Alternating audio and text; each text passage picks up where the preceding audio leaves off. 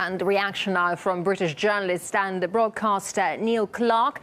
Mr. Clark, welcome to RT. Great to see you. How likely is Damascus to comply with the Russian initiative? Does the Syrian government have any alternatives there?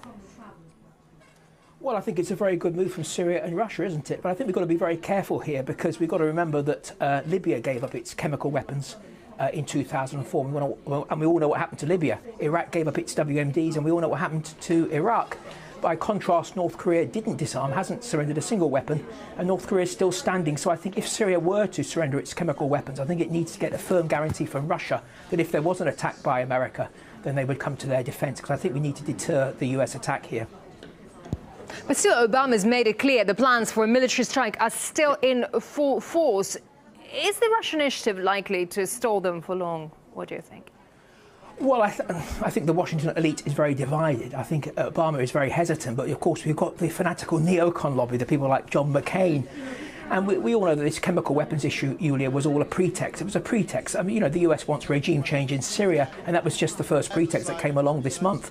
And there'll be another one coming along. So even if Syria does surrender its weapons, then the danger's not over yet for Syria, because I'm sure that Washington will come along in a few months' time or even weeks' time and say, look, there's been another so-called atrocity carried out by the President Assad's government. And then we'll be back to square one again. So I think the only thing that can stop the bullying of Syria really is, as I say, is defence pact with Russia, perhaps bringing in Iran, China too, to deter aggression. I think that's the only thing that will stop this threat of war, really.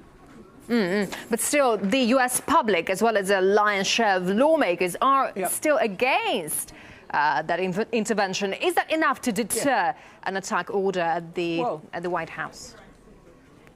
Everyone's against this war, everyone across the world, except a tiny group of neocon fanatics. These people are the people trying to push President Obama to war with Syria. They're desperate for regime change against Damascus, because they want to target Iran and topple the Iranian regime. And these people are absolutely fanatics. And no matter what Syria does, these people will still be targeting Syria.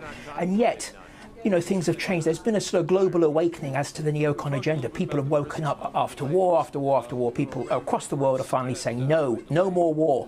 And the elites in Washington have got this problem. They would love to bring about regime change in Damascus. They really want that.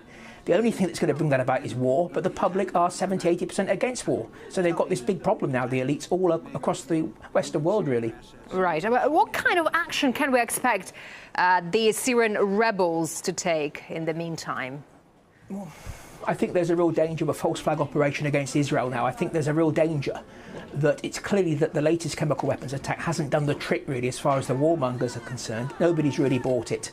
Obama's not going to get his war at the moment as things stand. So I think there's a real danger, Yulia, that there will be some kind of false flag attack. There will be some attack on Israel that will be blamed on Hezbollah or Assad.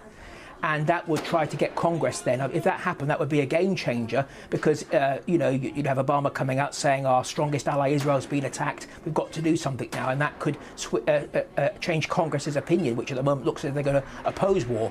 So I think we've got to be on the alert, really, for false flag operations in the next few weeks, or days even. All right. British journalist and broadcaster Neil Clark. Neil, thank you very much indeed for your for sharing your insight with us. Thank you very much. We appreciate it.